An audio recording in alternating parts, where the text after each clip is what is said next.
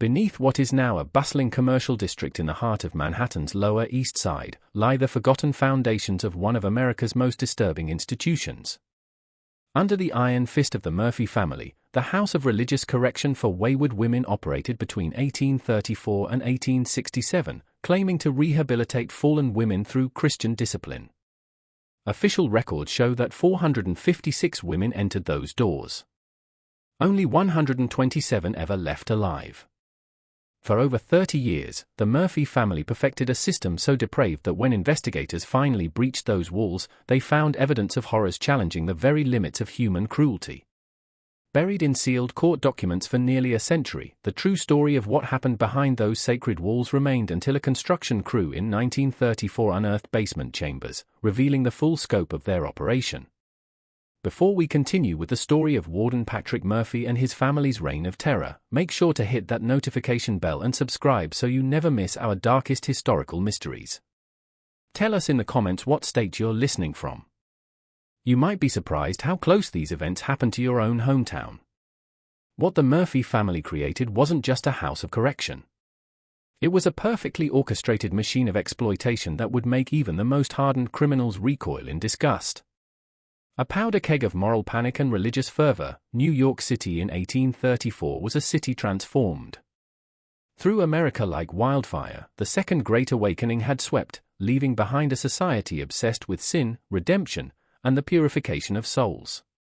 The city's population had exploded to over 300,000 residents, creating overcrowded tenements where poverty and desperation bred like rats in the walls.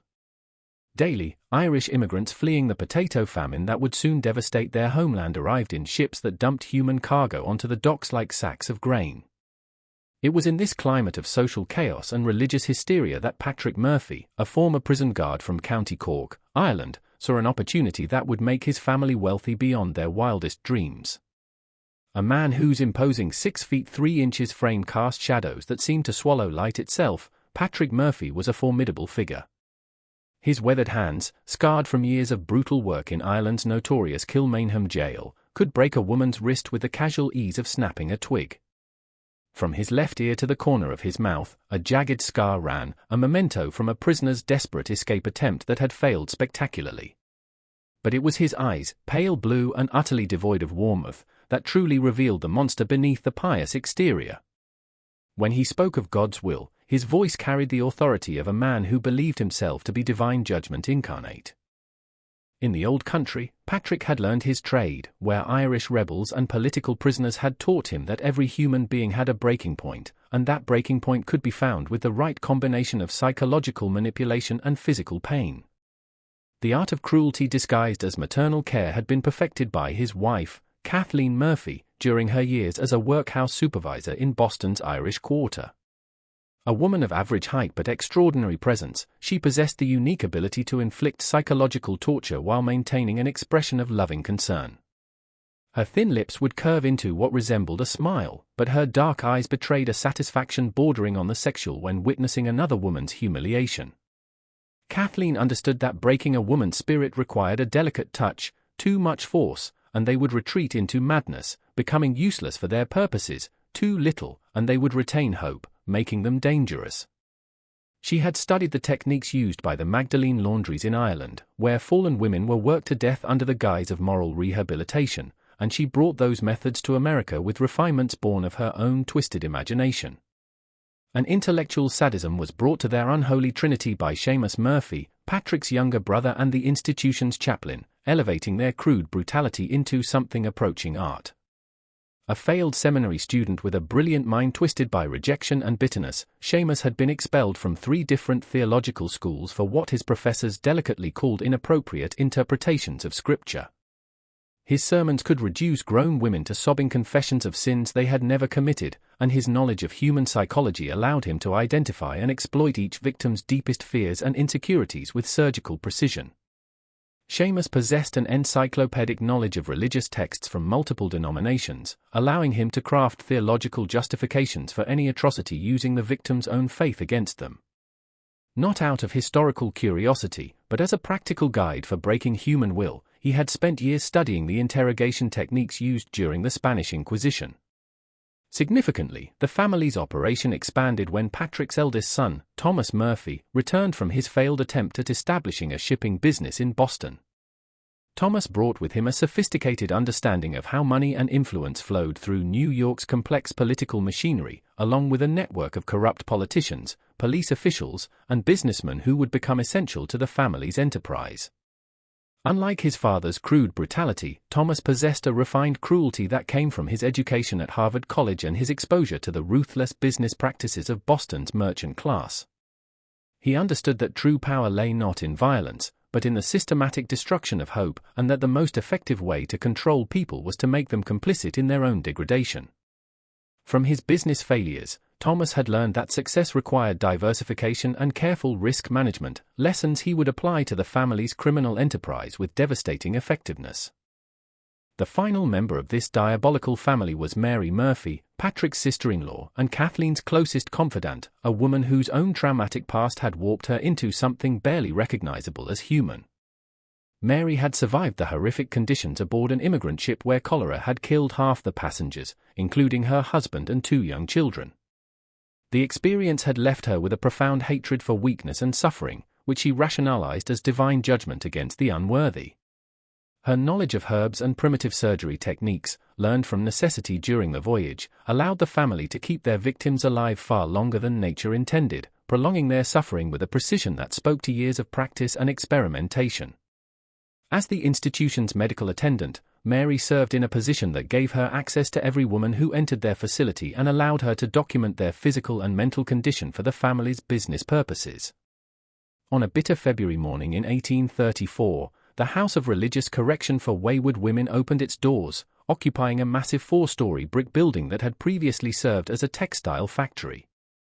The building's location had been carefully chosen, close enough to the city center to be convenient for clients and officials, but far enough from respectable neighborhoods to avoid unwanted scrutiny.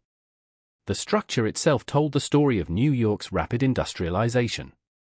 Built in 1820 to house textile machinery, it had been abandoned when cheaper production moved to mill towns in Massachusetts, leaving behind a hollow shell perfectly suited to the Murphy family's dark purposes.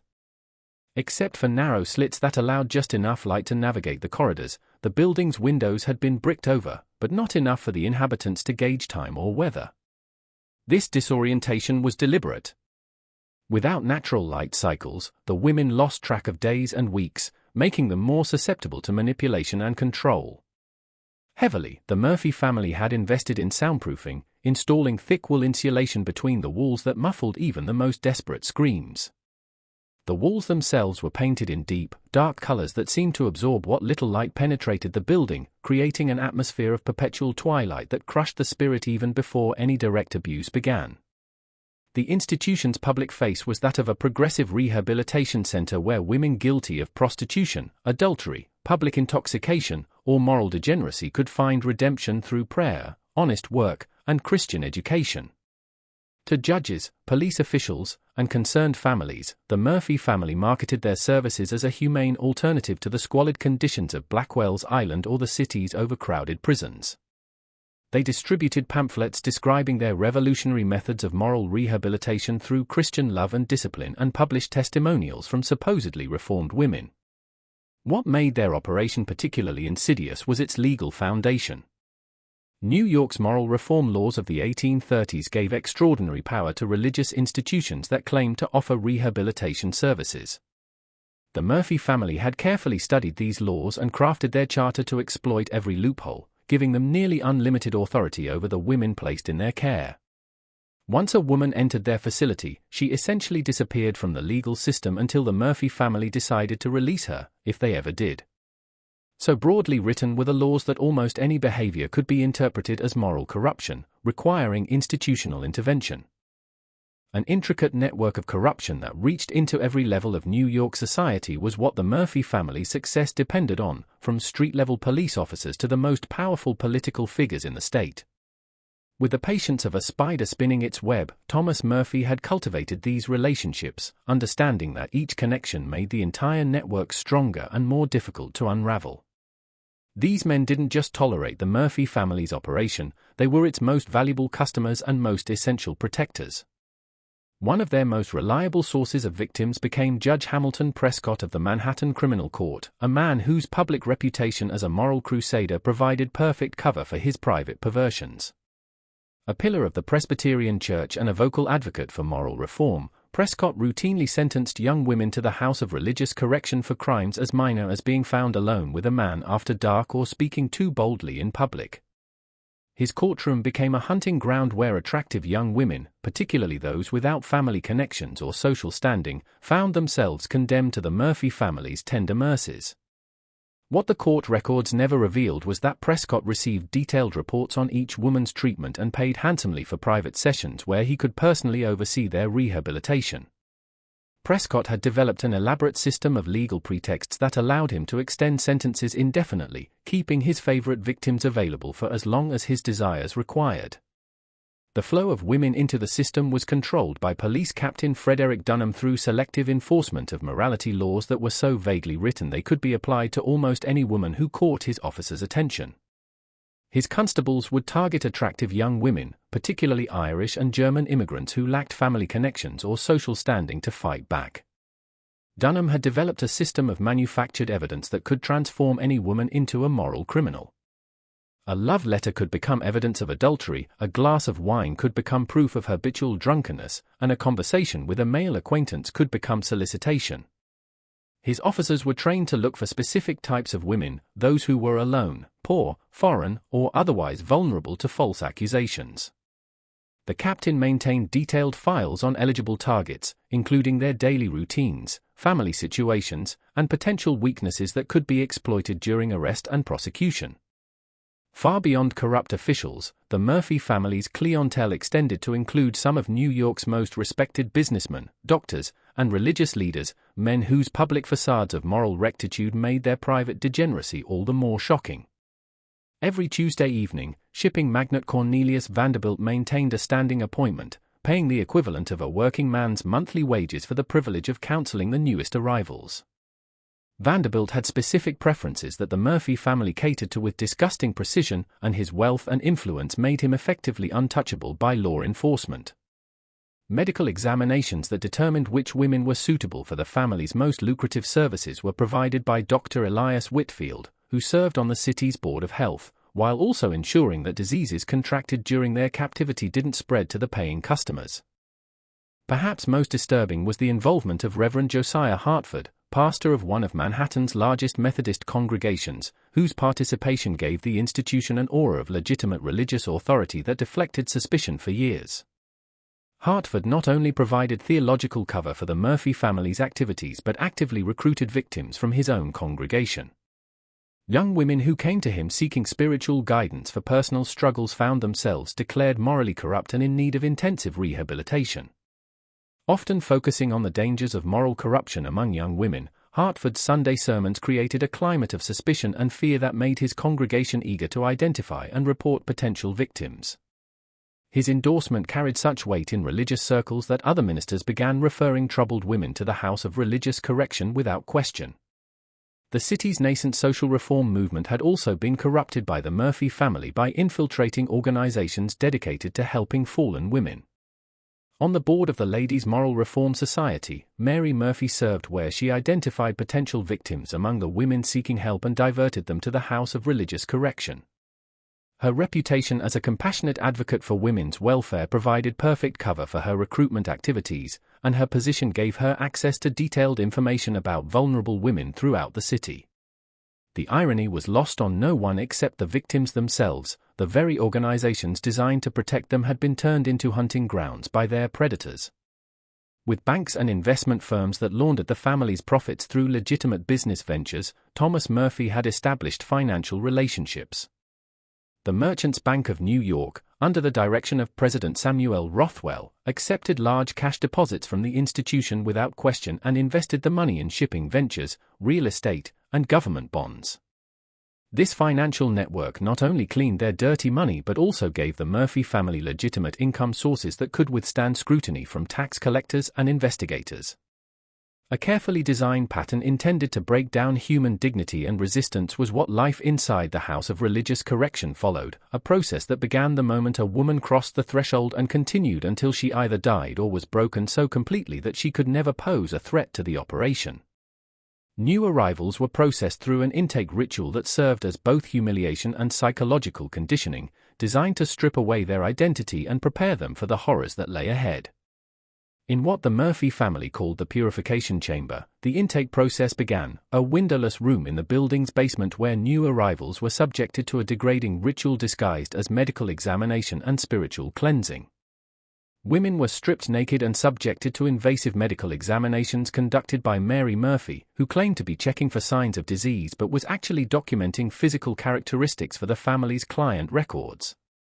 Every detail was recorded: hair color, eye color, distinguishing marks, physical defects, and estimates of age and previous sexual experience. This information was compiled into detailed profiles that were distributed to the family's clientele, allowing them to select women based on their specific preferences. Following the physical examination came what Seamus Murphy called spiritual assessment, a psychological interrogation designed to identify each woman's fears, religious beliefs, family connections, and potential weaknesses. Seamus had developed a sophisticated understanding of human psychology that allowed him to quickly identify the psychological pressure points that would be most effective for breaking each individual victim. Some women could be controlled through religious guilt, others through threats to family members, and still others through the promise of eventual release. Seamus's assessments determined not only how each woman would be treated but also how long she could be expected to survive the process. Specifically designed to create psychological disorientation and prevent any sense of familiarity or control, the building's layout was a maze. Corridors led to dead ends, staircases went nowhere, and rooms were deliberately mislabeled to prevent inmates from developing mental maps of their environment. The Murphy family understood that confusion and uncertainty were powerful tools for maintaining control over their victims, and they had invested considerable effort in making the building as disorienting as possible.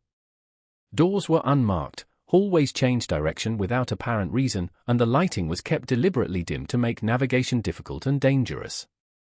Rather than being called by name, each woman was assigned a number, reinforcing their transformation from human beings into commodities. Their personal belongings were confiscated and burned in a ceremony that Patrick Murphy described as casting off the old sinful self.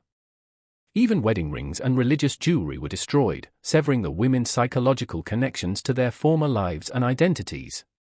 With great solemnity, the burning ceremony was conducted, with Seamus Murphy delivering sermons about rebirth and purification while the women were forced to watch their last connections to the outside world turn to ash.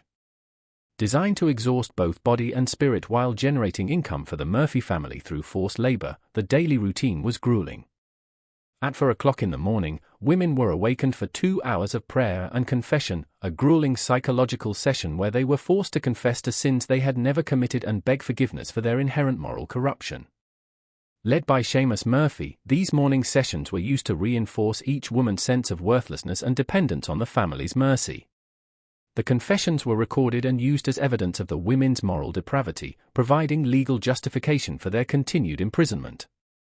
From spoiled grain and stale bread, breakfast consisted of thin gruel, barely enough nutrition to sustain life but insufficient to maintain strength or health.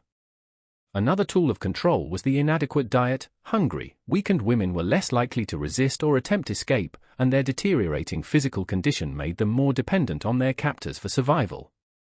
Carefully, the Murphy family calculated the minimum amount of food necessary to keep their victims alive and productive, treating nutrition as just another business expense to be minimized.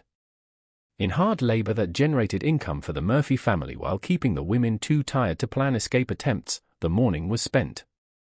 They operated a laundry service that contracted with local hotels and businesses, a sewing operation that produced clothing for retail sale, and a small manufacturing enterprise that made household goods.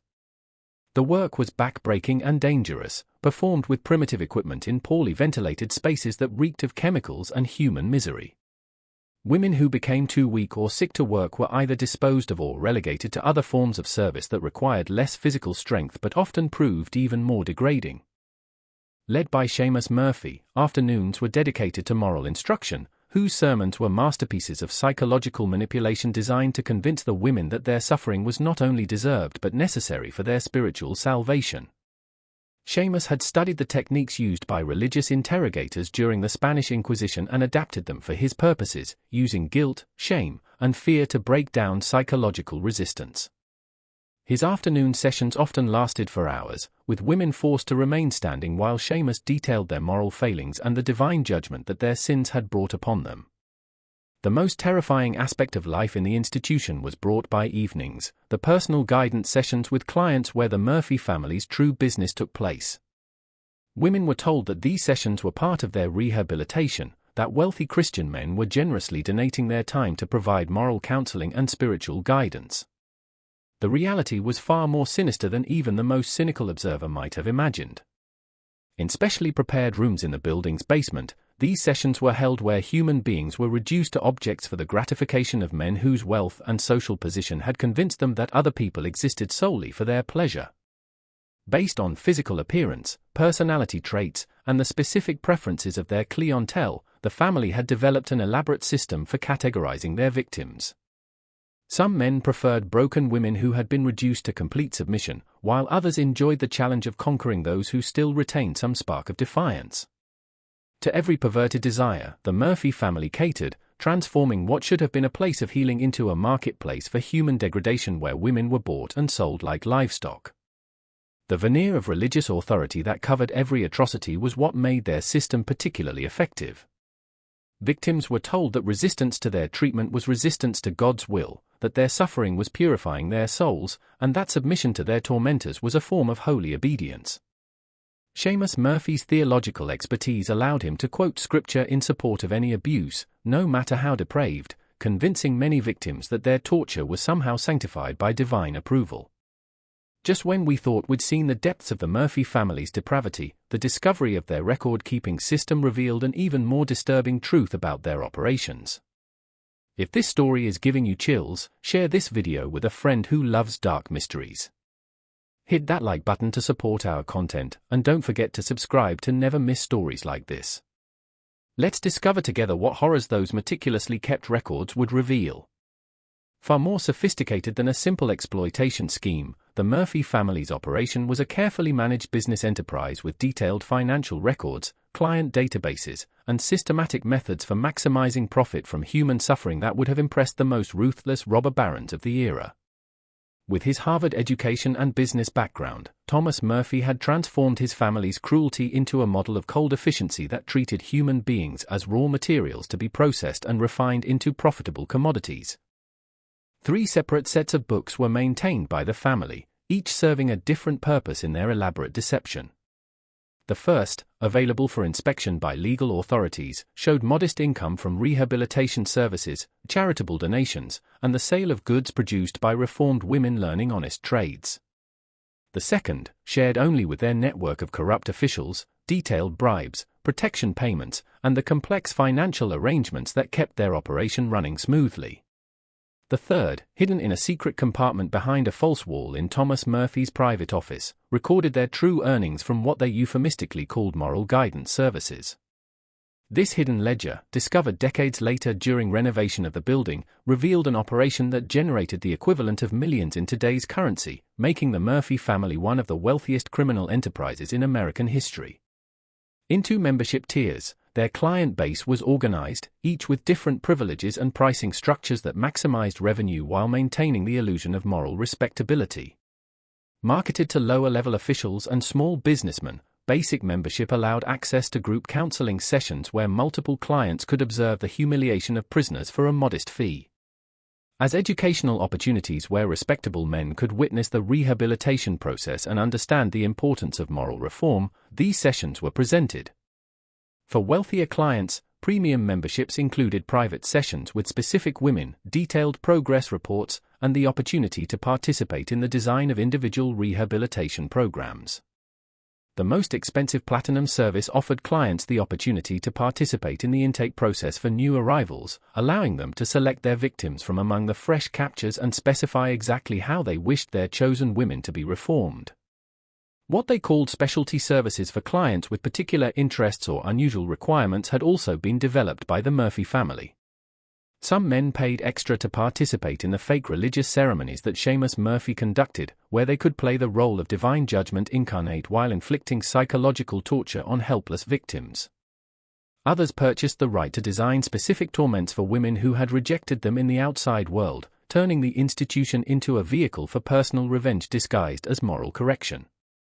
The family even offered educational packages where clients could observe the entire process of breaking a woman's will, from initial intake through final submission, as a form of entertainment that satisfied their curiosity about human suffering.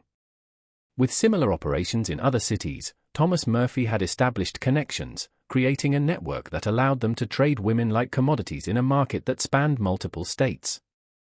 A client who grew bored with local offerings could request someone from Philadelphia or Boston, while the Murphy family could dispose of victims who had become too broken to be profitable by shipping them to partner institutions. Disguised as transfers for specialized treatment, this interstate trade was completely legal under the loose oversight of religious rehabilitation programs. The network also served as an early warning system, allowing the various operations to share information about potential threats and coordinate responses to law enforcement investigations. Their most disturbing innovation was the family's breeding program, though they never used such crude terminology in their carefully coded records.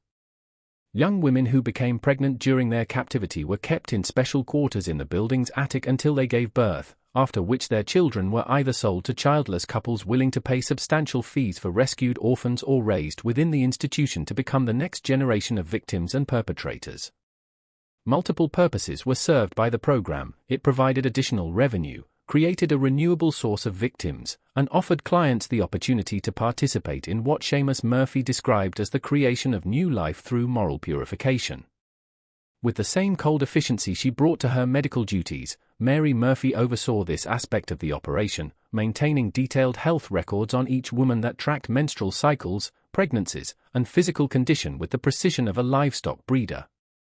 Her knowledge of herbs and primitive medical procedures allowed her to terminate unwanted pregnancies or ensure successful births, depending on what would be most profitable for the family at any given time. In ignorance of their true origins, the children born in the institution were raised, told that they were orphans saved from the streets by the Murphy family's Christian charity. That their victims' labor could be monetized beyond the simple manufacturing work they performed during the day had also been discovered by the Murphy family. With legitimate businesses to provide reformed women as domestic servants, seamstresses, and factory workers, Kathleen Murphy established contracts. These women, thoroughly broken by their experiences, made ideal employees. They never complained, never stole, and never caused trouble because they had been conditioned to believe that any form of resistance would result in punishment far worse than death. Not knowing that the women's compliance came from terror rather than redemption, the families and businesses that employed them praised the Murphy family's rehabilitation methods. What modern criminologists would recognize as an early form of human trafficking had also been pioneered by Thomas Murphy, establishing relationships with ship captains and immigration officials that allowed him to acquire fresh victims from among the desperate immigrants arriving daily in New York Harbor. Women who had survived the horrific conditions aboard immigrant ships only to find themselves alone and penniless in a foreign land were easy targets for recruitment into what they were told were respectable employment opportunities. The Murphy family's agents met incoming ships and identified vulnerable women who could be easily isolated from any potential support networks. Indefinitely, the Murphy family's reign of terror might have continued if not for a confluence of events in 1866 that finally exposed their operation to public scrutiny. From an unexpected source came the first crack in their carefully constructed facade. The very corruption network that had protected them for over 3 decades suddenly became a liability as political winds shifted and new reform movements gained power in city government. At the Metropolitan Police, Detective James Flanagan had been investigating a series of disappearances in the Irish neighborhoods of Lower Manhattan, initially as a routine missing persons case that had attracted little attention from his superiors. Young women were vanishing at an alarming rate, and their families' desperate pleas for help had fallen on deaf ears until Flanagan's own niece, Margaret O'Sullivan, disappeared after being arrested for public intoxication following her fiancé's wake. A respectable young woman who worked as a seamstress and had never been in trouble with the law, Margaret's sudden arrest and disappearance were particularly suspicious to her uncle's trained eye. Irregularities in arrest records and sentencing patterns that pointed towards systematic targeting of vulnerable women were discovered by Flanagan during his investigation. He began tracking the cases of missing women and discovered that an unusually high percentage of them had been arrested on morality charges and sentenced to the House of Religious Correction. When he attempted to visit the institution to check on his niece's welfare, he was told that she had been transferred to another facility for specialized treatment, but no records of the transfer could be produced. His inquiries made certain members of the corruption network nervous, particularly Captain Dunham, who began to fear that his role in the operation might be exposed. Critical became the situation when Flanagan enlisted the help of Father Michael O'Leary, a reform-minded priest who had been documenting the disappearances in his parish and had begun to suspect that something sinister was happening to the missing women. Father O'Leary had noticed that many of the women who disappeared were among the most devout members of his congregation, making their alleged moral corruption highly unlikely. His investigation had uncovered evidence that arrest reports were being falsified and that witnesses to the alleged crimes could not be located or had given contradictory statements. In a desperate attempt to protect himself and shut down the investigation, Captain Dunham decided to eliminate the evidence by ordering an accidental fire at the House of Religious Correction. Dunham believed that destroying the building and its contents would not only eliminate any evidence of the Murphy family's crimes but also dispose of the witnesses who could testify against the corruption network. He arranged for a group of corrupt constables to set the fire during the early morning hours when most of the inhabitants would be sleeping, ensuring maximum casualties and minimum chance of discovery. However, Dunham's plan backfired spectacularly when the fire spread faster than anticipated and attracted the attention of Fire Chief Michael O'Brien, an honest man who had somehow avoided corruption despite 30 years in city service.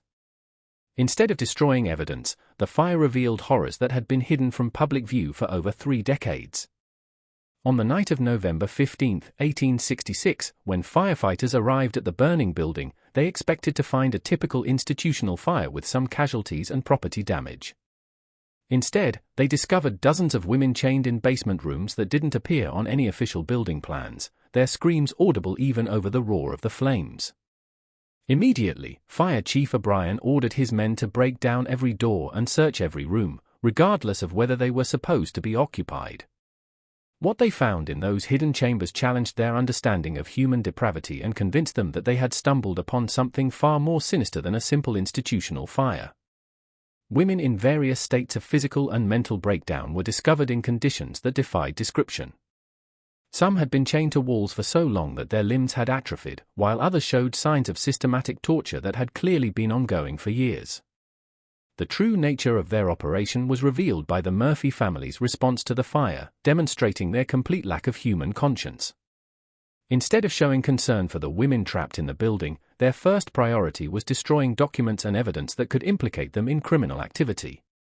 By several firefighters, Thomas Murphy was observed throwing ledgers and papers into the flames while Seamus Murphy attempted to lead a group of clients out through a secret tunnel that connected the building to a nearby church basement. Their panicked efforts to cover their tracks only served to confirm the firefighters' suspicions that something deeply wrong had been happening in the building. Perhaps the most telling and disturbing was Mary Murphy's reaction. When firefighters found her in the basement medical facility, she was methodically poisoning the women who were too injured to move, claiming that she was putting them out of their misery to spare them further suffering. Her matter-of-fact explanation that these women couldn't be allowed to talk revealed the calculated nature of the family's cruelty and their awareness that what they had been doing was not only criminal but so heinous that public exposure would result in immediate and severe retribution. Through New York City like wildfire spread the news of the fire and the discovery of the Murphy family's victims, creating a public outcry that could not be ignored, suppressed, or explained away by the usual methods of political influence and bribery. The city's newspapers, previously reluctant to investigate the institution due to its religious facade and political connections, suddenly found themselves in fierce competition to expose the most shocking details of the story and identify the prominent citizens who had been involved in the operation. Led by veteran crime reporter Samuel Jennings, the Herald's investigation revealed the extent of the corruption network that had protected the Murphy family for over 3 decades.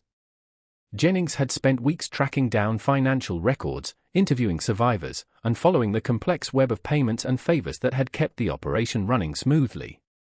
His series of articles, published over the course of several weeks, provided detailed accounts of bribes, illegal transfers, and cover-ups that reached into the highest levels of city and state government. The exposé implicated judges, police officials, politicians, businessmen, and religious leaders in a conspiracy so vast and shameless that many readers initially refused to believe it could be true. Facing imminent exposure and arrest, Judge Hamilton Prescott was found dead in his chambers just hours before a warrant was issued for his arrest. He had apparently taken his own life rather than face public disgrace and criminal prosecution, leaving behind a detailed suicide note that served as a full confession of his involvement in the operation. Published in full by the Tribune despite its graphic content, his note detailed not only his own crimes but also implicated dozens of other officials and clients. Prescott's confession provided investigators with a roadmap to the entire corruption network and gave them the evidence they needed to begin making arrests. At the harbor with a suitcase full of cash and detailed records of his payments from the Murphy family, Captain Frederick Dunham attempted to flee the city with his family but was arrested. Under intense interrogation, Dunham revealed the full scope of the operation and provided testimony that would eventually lead to over 40 arrests among city officials, businessmen, and clergy members. Motivated not by remorse but by a desperate attempt to reduce his own sentence, his cooperation made him an invaluable witness for prosecutors due to his detailed knowledge of the corruption network. Surprisingly difficult to capture proved to be the Murphy family themselves, suggesting that they had prepared extensive escape plans for exactly such a contingency. In the ruins of the institution, Patrick Murphy was found dead, apparently killed when a burning beam fell on him as he attempted to destroy evidence in the basement. However, the coroner's examination revealed that he had been struck on the head with a heavy object before the beam fell, suggesting that one of his victims had finally found the courage and opportunity to fight back. The identity of his killer was never determined, as several of the surviving women had suffered injuries that could have been sustained while defending themselves. Completely, Kathleen Murphy disappeared and was never found despite a massive manhunt that extended across multiple states and involved federal marshals. Some evidence suggested that she had assumed a false identity and fled to California, while other reports placed her in Europe with relatives who had immigrated years earlier. Her ability to vanish so completely suggested that the Murphy family had prepared detailed escape plans and established safe houses and false identities for use in case of discovery. Over the following years, several women matching her description were arrested in various cities, but none proved to be the elusive matriarch of the Murphy family. At a monastery in upstate New York, Seamus Murphy was captured 3 days after the fire, where he had sought sanctuary from church authorities who initially believed his claims of persecution by anti-Catholic forces. Complicated by his clerical status and the church's traditional protection of clergy members, his arrest was nevertheless inevitable due to the overwhelming evidence against him. During his trial, Seamus's testimony revealed the elaborate theological justifications he had crafted for the family's activities, providing a chilling insight into how religious authority could be perverted to serve the most unholy purposes. Perhaps the most dramatic and significant was Thomas Murphy's capture, as he possessed the detailed business records that would allow prosecutors to unravel the entire operation and identify all of its participants. He had fled to his shipping contacts in Boston and was attempting to book passage to Europe when Detective Flanagan tracked him down through a network of informants and fellow officers. Thomas had with him a collection of photographs, documents, and ledgers that provided evidence of the family's clients and business operations stretching back to the institution's founding. His arrest led to a series of prosecutions that stretched across multiple states and exposed similar operations in other cities. In the basement medical facility, Mary Murphy was found, having apparently suffered a complete mental breakdown that left her unable to understand the reality of her situation. She was discovered sitting calmly among the bodies of the women she had poisoned, singing lullabies and brushing their hair as if they were still alive. Brief was her trial, as she was clearly unable to understand the charges against her or assist in her own defense. She spent the remainder of her life in an asylum where she continued to insist that she had been helping the women achieve peaceful redemption and seemed genuinely confused by the accusations leveled against her. A sensation that captivated the entire nation became the trials that followed the Murphy family's exposure, revealing the shocking extent of corruption and moral hypocrisy that had allowed such horrors to continue for over 3 decades. Daily, with spectators eager to hear the shocking testimony of survivors and the confessions of corrupt officials, the courthouse was packed, while newspaper reporters from across the country flocked to New York to cover what many considered the crime of the century. A picture of horror that was almost too terrible for civilized minds to comprehend was painted by survivor testimony, yet the evidence was so overwhelming and consistent that even the most skeptical observers were forced to accept its truth. Women described years of systematic abuse, watching friends disappear never to be seen again, and being forced to participate in degrading acts that were presented as religious ceremonies. Their accounts revealed the sophisticated psychological techniques the Murphy family had used to break their will and maintain control over them, methods that combined physical brutality with mental manipulation in ways that challenged contemporary understanding of human psychology. Among the survivors rescued from the fire was Margaret O'Sullivan, Detective Flanagan's niece, and her testimony was particularly powerful because she had been in the institution for less than a year and could still articulate the methods used to break down new arrivals. Her description of the intake process and the systematic stripping away of identity and dignity provided crucial evidence for the prosecution, while her detailed account of the daily routine revealed how the Murphy family had perfected the art of maintaining control through exhaustion, humiliation, and false hope. Especially damaging was Margaret's testimony because her background as a respectable working woman contradicted the Murphy family's claims that their victims were naturally depraved individuals who required harsh treatment. A former schoolteacher who had spent 3 years in the institution after being falsely accused of adultery by a rejected suitor, Elizabeth Carmichael, provided testimony that revealed the scope of the Murphy family's client network. Her education and articulate manner made her an ideal witness, and her detailed recollections of conversations with clients exposed the involvement of prominent citizens who had believed their identities were protected by the institution's veil of secrecy.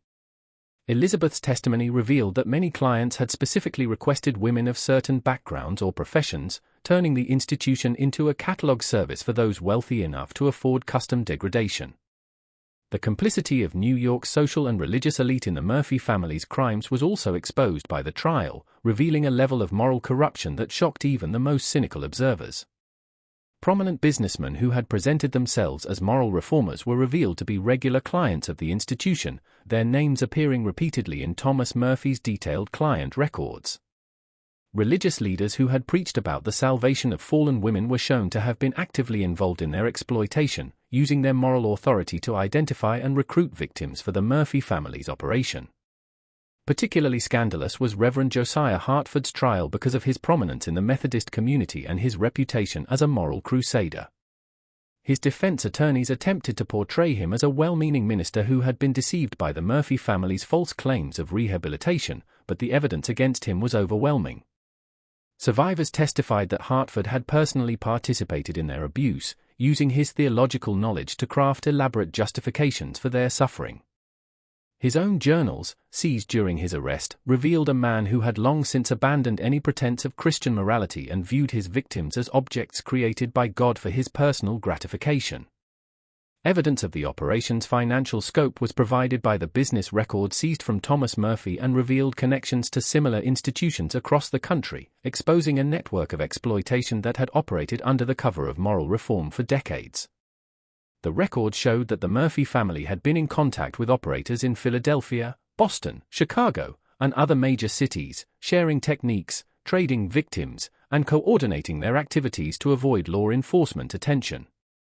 This revelation led to investigations in multiple cities that uncovered similar operations, though none proved to be as large or as systematically brutal as the Murphy family's enterprise.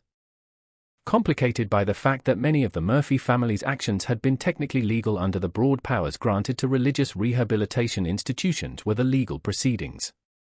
Prosecutors had to craft new legal theories to address crimes that existing law had not anticipated, setting precedents that would influence criminal justice for decades to come. The defense attorneys for the various defendants attempted to argue that their clients had believed they were participating in legitimate rehabilitation efforts, but the overwhelming evidence of systematic cruelty and the financial records showing enormous profits from human suffering made such claims impossible to sustain. As severe as the law allowed were the sentences handed down, though many observers felt that even the harshest punishments were inadequate given the scope and duration of the crimes. In 1868, Seamus Murphy was executed by hanging, maintaining his innocence to the end and claiming that his execution was part of a conspiracy against true Christianity. His final statement from the gallows included a lengthy theological justification for his actions and a prediction that history would vindicate his methods of moral rehabilitation. Life imprisonment was received by Thomas Murphy, and he died in Sing Sing prison in 1882, reportedly killed by fellow inmates who had learned the nature of his crimes and decided to dispense their own form of justice. Varying degrees of punishment were faced by the corrupt officials who had protected the Murphy family, though many escaped serious consequences through political connections or by fleeing the jurisdiction before they could be arrested. Judge Prescott's suicide had eliminated one of the key figures in the corruption network, while Captain Dunham's cooperation with prosecutors earned him a reduced sentence that many felt was far too lenient given his central role in supplying victims to the operation. Effectively ended were the careers of dozens of politicians and judges by the scandal, though few faced serious criminal penalties beyond the loss of their positions and public disgrace. On lesser charges, several prominent businessmen and religious leaders were convicted and received sentences ranging from heavy fines to short prison terms, but the nature of the evidence against them suggested that their involvement had been far more extensive than the courts were able to prove. The social and political connections that had protected these men during their criminal activities also served to limit their punishment once their crimes were exposed, demonstrating the persistent power of wealth and influence even in the face of overwhelming evidence of moral corruption. Far-reaching consequences that extended well beyond the criminal prosecutions were had by the Murphy family case, fundamentally changing how American society viewed religious institutions, moral reform movements, and the treatment of vulnerable populations. The case exposed fundamental flaws in the systems designed to protect women and led to significant reforms in how such institutions were regulated and overseen, while also contributing to growing skepticism about the moral reform movement and religious authority in general. Completely restructuring its oversight of religious and charitable institutions was how New York State responded to the scandal, implementing reforms that required regular inspections, detailed record-keeping, and independent oversight boards for any institution that housed vulnerable populations. Known as the Murphy Laws, these reforms became a model for other states and significantly improved conditions in legitimate institutions while making it much more difficult for criminal operations to hide behind religious facades. The laws required that all such institutions submit to unannounced inspections by state officials, maintain detailed records of all residents and their treatment, and allow unrestricted access to any resident by family members or legal representatives. The development of women's rights movements was also influenced by the case, as activists used the Murphy family's crimes as evidence of the systematic oppression and exploitation of women in American society. Powerful advocates for legal and social reforms that would protect other women from similar exploitation became the survivors who testified in the trials, while their stories provided compelling evidence for arguments about women's need for greater legal rights and social protections. The case demonstrated how women's lack of legal standing and social power made them vulnerable to systematic abuse by those in positions of authority. As a rallying cry for legal reforms that would give women greater control over their own lives and protect them from arbitrary imprisonment and abuse, Elizabeth Cady Stanton and other women's rights leaders used the Murphy case. Clear evidence that existing legal protections for women were inadequate was provided by the case, and that the moral reform movement's emphasis on controlling women's behavior had created opportunities for exploitation rather than genuine protection. In 1869, the building that had housed the House of Religious Correction was demolished, and the city ordered that no structure could be built on the site for at least 50 years as a mark of respect for the victims and a reminder of the horrors that had occurred there. The lot remained empty until the 1920s when it was finally developed into a small park dedicated to the memory of the Murphy family's victims. Even today, many New Yorkers avoid the area, claiming that it feels wrong or haunted, though they often don't know the historical reasons for their discomfort. A cautionary tale that was told and retold across America became the Murphy family's story, serving as a warning about the dangers of unchecked authority and the ease with which religious rhetoric could be used to disguise the most heinous crimes. The case influenced literature, with several novels of the period drawing inspiration from the scandal, though none captured the full horror of what had actually occurred. The story also became part of American folklore, with various versions spreading across the country and serving as a reminder of the potential for evil that exists when good people choose to remain silent. Perhaps most significantly, the Murphy family case demonstrated how systematic evil could operate under the cover of moral respectability for decades without being detected or stopped, revealing the importance of transparency, accountability, and skepticism in evaluating institutions that claim moral authority. The case showed that the most dangerous criminals were not the obvious villains, but those who could disguise their cruelty as virtue and use society's own institutions as weapons against the vulnerable. The investigation also revealed how corruption could spread through an entire system, creating networks of complicity that protected wrongdoers and silenced victims. For 33 years, the Murphy family could not have operated without the active participation of dozens of officials and the passive complicity of hundreds more who chose to look the other way rather than investigate disturbing rumors or question suspicious circumstances. To captain was promoted Detective James Flanagan, whose investigation had finally exposed the Murphy family's crimes, and he spent the remainder of his career investigating similar cases across the country. He established protocols for investigating institutional abuse that are still used by law enforcement today, and his techniques helped expose several other criminal operations that had been operating under religious or charitable covers. Flanagan's methods emphasized the importance of listening to victims' accounts, following financial records, and looking for patterns of behavior that suggested systematic rather than isolated abuse. A leading advocate for reform within the Catholic Church became Father Michael O'Leary, whose documentation of disappearances had supported Flanagan's investigation, and he worked to establish safeguards that would prevent similar abuses in religious institutions. His efforts contributed to the development of more rigorous oversight procedures and reporting requirements that made it much more difficult for criminal operations to hide behind religious authority. Just when we thought the full horror of the Murphy family's crimes had been revealed, the discovery of their hidden archives in 1934 would expose even more disturbing aspects of their operation. If you're finding this story as chilling as we are, make sure to hit that like button and share this video with someone who appreciates dark historical mysteries. Your engagement helps us continue investigating these forgotten horrors of American history.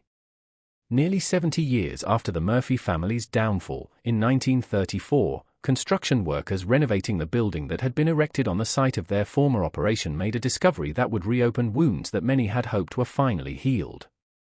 Behind a false wall in what had once been the basement of the House of Religious Correction, workers found a hidden archive containing hundreds of documents, photographs, and personal items that revealed aspects of the Murphy family's operation that had never been exposed during the original trials. The hidden archive included detailed psychological profiles of victims, experimental records documenting various methods of breaking human will, and correspondence with similar operations across the country and even in Europe. Perhaps most disturbing were the photographs, hundreds of images documenting the systematic abuse and degradation of victims over the course of decades. These photographs had apparently been taken for the entertainment of clients and as records of the institution's rehabilitation methods, but they provided modern investigators with evidence of crimes that had been too shocking for Victorian-era prosecutors to present in court. Between the Murphy family and operators of similar institutions in London, Paris, and other European cities, the archive also contained extensive correspondence, revealing that their operation was part of an international network of exploitation that had operated under various religious and charitable facades. The letters discuss techniques for breaking victims, methods for avoiding law enforcement attention, and business arrangements for trading women between different operations. This correspondence suggested that the Murphy family's crimes were not an isolated American phenomenon but part of a broader pattern of exploitation that had infected charitable and religious institutions across the Western world.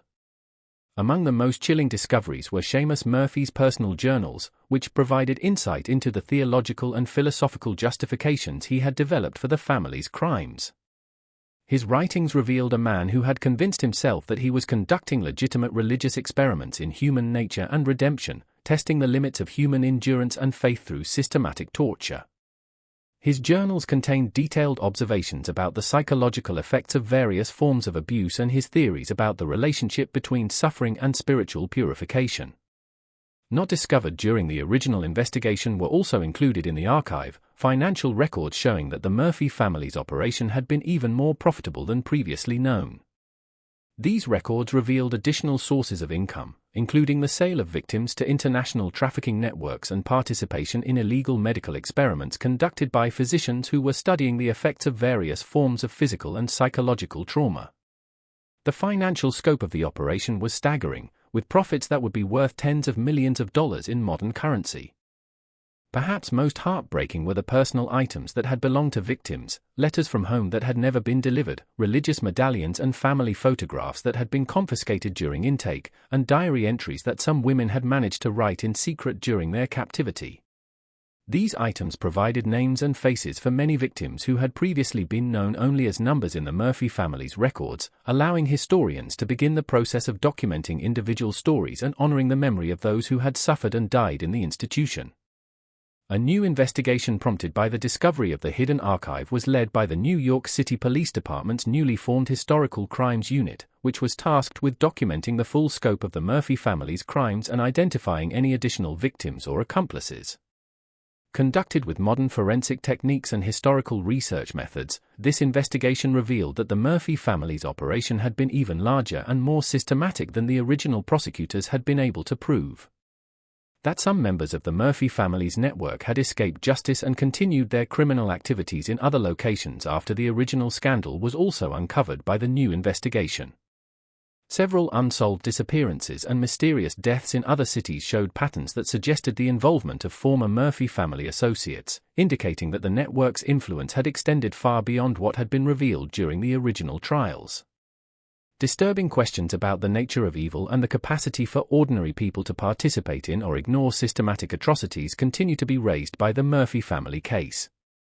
As an example of how authority figures can exploit their positions to commit crimes that would be impossible for individuals acting alone, modern psychologists and criminologists have studied the case, while historians have used it to understand the social and political conditions that allowed such operations to flourish in 19th-century America. The importance of skepticism and accountability in evaluating institutions that claim moral authority is also served as a reminder by the case. The Murphy family's ability to operate for over 3 decades under the cover of religious respectability demonstrates how easily good intentions can be perverted and how dangerous it can be to grant unchecked power to those who claim to be working for moral or spiritual purposes. Perhaps most troubling is the evidence that the Murphy family's operation was not unique but part of a broader pattern of exploitation that affected charitable and religious institutions across America and Europe.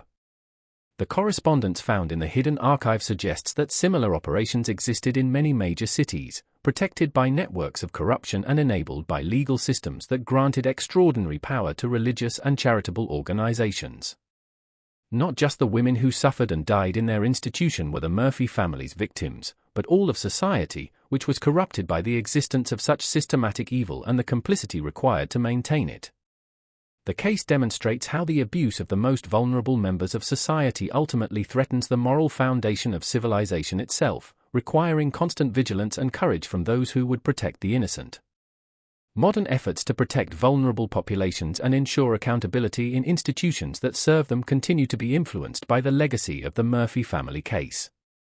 The reforms implemented in response to their crimes established principles of transparency, oversight, and individual rights that remain essential to preventing similar abuses today. How easily evil can disguise itself as virtue is shown to us by this mystery, and how the most vulnerable members of society can be systematically destroyed by the very institutions that claim to protect them. Not just about individual criminals is the Murphy family story, but about the failure of an entire system to protect those who most needed protection. What do you think of this story? Do you believe everything was revealed? Or do you think there are still secrets buried in New York's past? The Murphy family operated for over 3 decades. How many other similar operations might have existed that were never discovered? The evidence suggests that their network extended far beyond what was ever prosecuted. Leave your comments below and share your thoughts on this dark chapter of American history. If you enjoy stories that examine the hidden horrors of our past, subscribe to our channel and hit the notification bell so you never miss our investigations into America's darkest secrets. Share this story with someone who appreciates true crime and historical mysteries. Together, we can ensure that these stories are never forgotten and that history's lessons continue to warn us about the potential for evil that exists when good people choose to remain silent. The Murphy family's legacy reminds us that the price of protection is eternal vigilance, and that those who claim to speak for God or morality must be watched most carefully of all. In remembering their victims, we honor not just their memory, but our commitment to ensuring that such horrors never happen again. See you in the next video where we'll continue to explore the dark secrets that history tried to bury.